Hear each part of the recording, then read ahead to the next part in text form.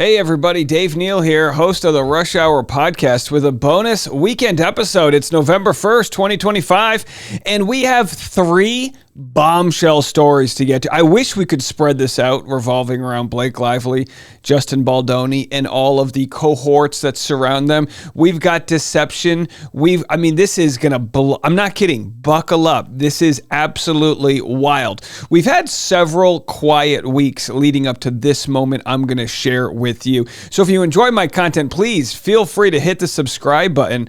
And I'm telling you right now, if we get 100 subscribers on this video, I'm going to read the entire document later on in a separate live stream, because it's absolutely wild what I'm about to share with you. But first, Justin Baldoni misses deadline to revive $400 million lawsuit against Blake Lively, as reported by Rolling Stone. A judge dismissed the lawsuit in June, and Baldoni and his fellow producers behind It Ends With Us never filed an amended complaint or appeal, leading to a final judgment closing the case on Friday. This, of course, was a story that came out yesterday. Now, as far as I know, that's it. As far as Baldoni going after Blake Lively, he's of course on the defensive from her claims. Maybe he feels like he has a stronger case defending himself. Of course, suing someone for defamation has a very high threshold, and his suit was thrown out. I think specifically because Blake Lively's claims that she made, she did so in a civil complaint, which is like a protected area where you can make those claims. She didn't just like send it to medium.com or something. But either way, I'm waiting to hear what the experts have to say about that. Now, what's interesting, there's two bombshell things, but the first one is right here. We have more sanctions from Blake Lively's side. She wants to sanction Melissa Nathan. She's coming after all the ladies. This is what makes this case interesting. On the face, you have Baldoni versus Blake Lively, and people that aren't following it want to make it look like you're a misogynist if you don't agree with Blake Lively, but there are more women that have been damaged in this from Baldoni's side, specifically the PR people that are working on this case. So it's very interesting when you look at it, but you'll see from the sort of greater perspective, people that might be pro Blake Lively, they might look at, well, you know, she's being smeared. No, that's not the case. From those that have actually seen what's going on, she's the one who's going after everybody for tick-tacky reasons, all while we watch her evidence really just disappear. You ever seen one of those videos of a raccoon trying to wash cotton candy and it disappears? It's very adorable videos. That's what's happening with Blake's evidence. It just goes, once you start looking at it, it goes away. And boy, has she fallen, flew too close to the sun here. So anyway, just a quick summary of what this sanction is. According to the letter from Blake Lively, Nathan's revised production still contained over 35 documents with impermissibly broad redactions labeled as non-responsive, contrary to the court's instructions and the parties' electronically stored information protocol. Lively's counsel claims repeated ignored requests for compliance and argues that Nathan's actions obstruct discovery and waste court resources. It's kind of part of the same claim Blake's been making this whole time. Everything's untraceable. We're not getting the information. There's more out there. The video of the birthing video, you only showed part of it. It's like, well, we'll have to see what the judge says about all of this, but what we know is the information that has come out, and here's where the big information comes. The information that has come out, not good for Blake Lively. This whole case really began with the unearthing of text messages from Stephanie Jones' employee, Jennifer Abel. These text messages are essentially what Blake Lively has used to make all of her claims. Now, the problem is those text messages were gained illegally. So I'm going to talk quickly for those that aren't really caught up on this. Blake Lively used a old company called Van Zandt. Just a shell company, just a title. They don't do anything. She used that to try to subpoena for these phone records. And people say, well, why would she just randomly subpoena for these phone records unless she already knew what it was? And the reason why she had to subpoena for those phone records is because Stephanie Jones couldn't give them to her legally because of the privileges that exist with the employee-employer, right? So Blake Lively creates this court case out of nowhere, and then gets the phone records and then just cancels the whole thing, just pulls out. And it's so unethical. I don't know if it's illegal or not, but it's so wrong. And the evidence we're going to share with you now is Jennifer Abel, who was Stephanie Jones' employee. Jennifer Abel pretty much saying that through their discovery, they have proof that Blake Lively knew what she was doing beforehand, had acquired these text messages illegally, and I'm going to share several clips of what people have said. Here we have Without a Crystal Ball. She always does a good job of summing it up. She said, Blake Lively and Stephanie Jones busted in conspiracy to destroy Jen Abel, Justin Baldoni, and Wayfair. Jen Abel's second amended complaint contains information obtained through discovery. Leslie Sloan was provided contents of Jen Abel's phone on August 21st, 2024. We already knew all of this from Jen Abel, but we didn't have the proof from discovery, right? We just knew it because that's what she said. So there's this entire amended complaint, 62 pages, which we are going to go over some of it here, but it's wild stuff. Jen's second amended complaint contains this information. By August 24th, 2024, Stephanie Jones reaches out to a mutual friend and asks to be put in touch with Blake Lively. I'll say, so there it is. Stephanie Jones is the one who initiated this. I've said this all along, that I believe Stephanie Jones was the epicenter of all of this. And what could happen is if Blake Lively wants an out, she somehow throws Stephanie Jones under the bus. I don't think that's going to happen. But if she needed a fall guy, it would be Stephanie Jones, because Stephanie was, you ever have that bad friend who tells you information about somebody else? Oh yeah, did you hear what so-and-so was saying about you? They just feed off of trouble. We know some people in this community that do that. And it looks like Stephanie Jones just like real toxic stuff. So she asked to be put in touch with Blake Lively. The complaint alleges that Lively was furious over negative publicity and motivated to blame her missteps on Baldoni. Stephanie Jones was motivated to destroy Jen Abel's business and reputation. Again, this all happened as Jen Abel had left Stephanie Jones and wanted to work with Baldoni on her own. So a real perfect storm of witchcraftery. According to the complaint, from late August up until late September, the two women worked together and coordinated the Van Zandt sham action to legitimize the stolen data. So it's like they stole it first and then created what was supposed to be a legal loophole to then claim why they had it. But of course, we know what happened here. Stephanie Jones was in violation of Wayfair's contract. Lively could not use the data and provide it to New York Times without it coming via a subpoena. Discovery evidence, and of course we know what New York Times did with all that. They just took a giant shit on all of it and did not get Baldoni's side, right? They used those text messages, in some case, splicing words together and taking things out of context. And then we see the metadata from the New York Times that they spent months doing this. Real shoddy journalism. Discovery evidence and testimony from depositions confirmed Blake and Stephanie spoke by phone in early September. The two women had separate objectives, but the release of the data publicly would damage both of their targets. Jen Abel does not name Lively as a defendant, but her complaint makes clear that Discovery has uncovered a scheme by Lively and Jones to cover up the illegal dissemination of Jen Abel's phone data to Lively through a sham subpoena. So, by the way, Without a Crystal Ball, fantastic summary right here. Way better than anything I could do. It's way too long for me in this episode to read all 62 pages for you. But as I promised earlier, if by this afternoon we get 100 new subscribers to the channel, I will do a live stream. Reading these documents on a live stream is fantastic because you get a lot of lawyers in the comment section and they tell you things you don't know and everyone talks about it. It's a ton of fun. So I will be pouring an ice cold Coke Zero and cracking open some leftover Halloween candy. If you get me to 100 subscribers, we'll do that. But first, several content creators, of course, that have been covering this all with, it's so rich. It's all like, you ever give a dog one of those giant bones and it doesn't even know where to start? There's so much meat on the bone here.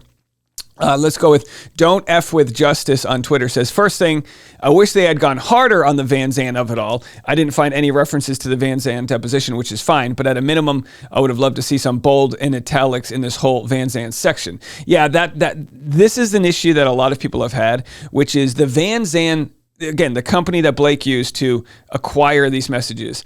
The Van Zandt of it all is so interesting because it's so blatantly corrupt. And I think there's a comment that shares it. Someone had mentioned, that at the last second, Ryan Reynolds made himself the CEO of Van Zandt to take heat off of Blake. And it's all just like, this is what wealthy people do to try to protect themselves. They know every loophole because they're paying for like top lawyers. And, luckily in today's world with the internet, there's enough bandwidth to sort of call this out when you see it. So a lot here. The plaintiff, Van Zandt, again, Blake's sham corporate entity, affiliated with Lively and Reynolds and entirely unrelated to the film. The lawsuit asserted 3 causes of action: breach of contract, breach of the implied covenant of good faith and fair dealing, and faithless servant against Doe defendants only. It does not explain how or why Van Zandt was unable to identify the proper defendants, which is especially notable in the context of a breach of contract action. Yeah, so Van Zandt was suing like 10 John Does, again, nameless people, all just so that they could have a case number to get these subpoenas. Van Zandt never requested the assignment of a judge, substituted the Doe defendants for named parties, or served the complaint on any defendant.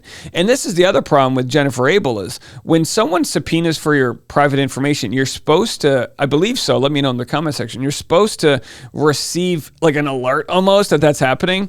Didn't happen. Once the lawsuit was filed, the Lively parties used it to issue a subpoena to Jones Works for data stored on Abel's phone, including troves of private emails and text messages picked up via the application of highly generic search terms. The information turned over to Lively included communications that were plainly protected by the attorney-client privilege. Since there were no identifiable parties and no party had been served, the subpoenas were issued without notice, depriving Abel of any knowledge of the subpoena, much less the opportunity to object. Again, a lot of this we already knew, but now that we're getting the evidence and the timestamps that the discovery is proving that everything Jen Abel said here is true, it's fascinating. You might remember Jennifer Abel, there was a few people that they kind of like took to Facebook right as this was going on, defending themselves. But early on in this case, they were getting torched because they looked like apologists for Justin Baldoni. They looked like women that were like, they were kind of labeled as like pick me women, right? Women that were supporting the good looking man, all to attach themselves to whatever he's got going on. And Blake's the one who's the victim. And this is all thrown out, but that shows how damaging it is when a lot of people will just go with the first information they hear. This is like literally almost a year later that we're, just going through all of this. Can you believe this all started like Christmas time? This all became public knowledge. I'll tell you what, I got bills to pay. Quick break. Afterwards, I've got so much more to share with you, including information that they not only used Jennifer Abel's this sham lawsuit to the sham subpoena to extract all of this information from Jennifer Abel, but wait until you find out how they convinced her to use her own password to hack into the phone. Criminal stuff. This coming next. Today's episode is sponsored by Brickhouse Nutrition. We've all tried the fad diets over the years. Juice cleanses, cabbage soup diet, raw food diet. Doctors call it weight cycling. Half of Americans do it, and if you do it enough, you're at risk of diabetes, liver damage, heart attacks, and stroke. Weight cycling is when you lose 10 or so pounds, but then you put the pounds back, plus a couple more. Most people need help to stop weight cycling, and here's a great way. Non-prescription Lean was created by doctors. Lean is simply an oral supplement. Its studied ingredients also target weight loss in 3 powerful ways. Lean helps maintain healthy blood sugar. It helps control appetite and cravings, and it helps burn fat by converting it to energy. And burning fat helps keep the weight off. If you want to lose meaningful weight at a healthy pace and keep it off, add Lean to your diet and exercise lifestyle. Get 20% off when you enter Rush Hour at TakeLean.com. That's code Rush Hour at TakeLean.com.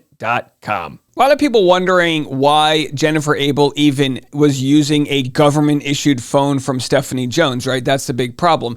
And I'm going to share exactly how Stephanie Jones was able to extract this information, albeit illegally, but it's like out of a weird crime thriller novel, the way they coerced her to give them their phones. Real shady stuff. And these aren't small-time players, too. These are, Stephanie Jones represented A-listers, still does. So paragraph 26, because public relations jobs require extensive mobile phone usage, public relations firms often assume the cost of their employees' phones and phone usage. Jones' work was no exception. While Abel had an Android, weird, Jones offered to switch her to a Jones' work-issued iPhone, cool, which required that she port her existing longtime phone numbers to the Jones' work company phone plan.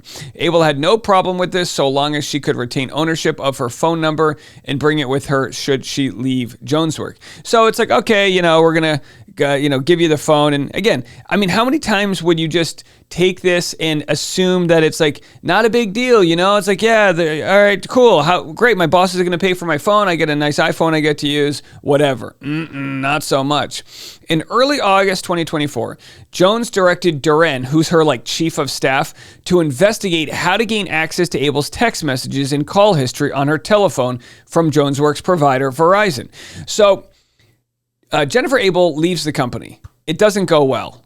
Jennifer Abel left the company because she was working perfectly fine with Justin Baldoni, and Stephanie Jones was sort of hands off, not doing much, and she's like, I don't need this, and she's ready to go.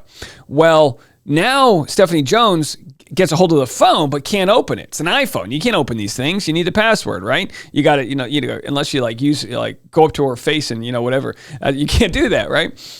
Jones instructed Duren to make sure that Abel could not port her phone number away from the Jones Works plan without Jones Works permission.